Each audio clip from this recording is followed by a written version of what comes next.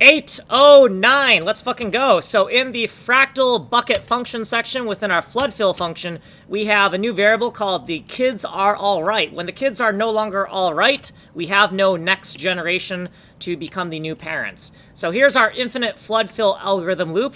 The kids are all right starts out at 0. We're going to loop through every single parent and see if we can propagate new children tiles from those parents. So we're going to go through every single edge, top, right, bottom, and left.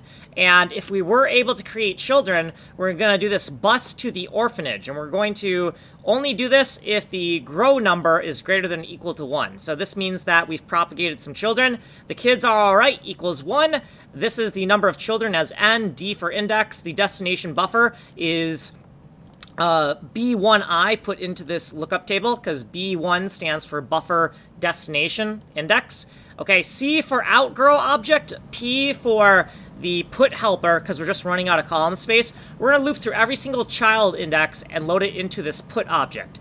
The buffer for the put object is going to be the destination buffer. The length is going to be the length of the destination buffer, right? B1I length is the length of this buffer right here.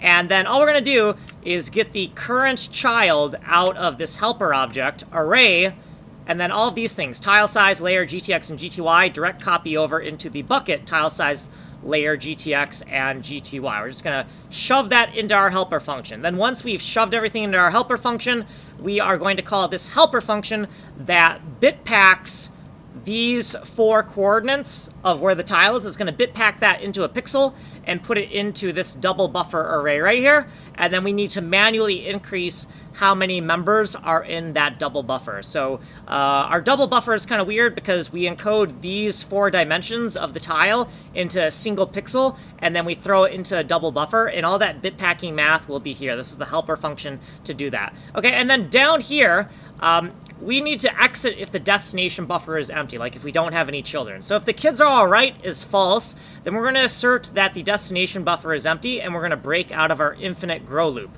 Otherwise, we're going to make sure that we have at least 1 child in our destination array. Then there's the buffer swap here, erasing the destination buffer, and then doing it all over again. So like and subscribe, send money in the mail. My name is Kanji Coder, and I am out of time.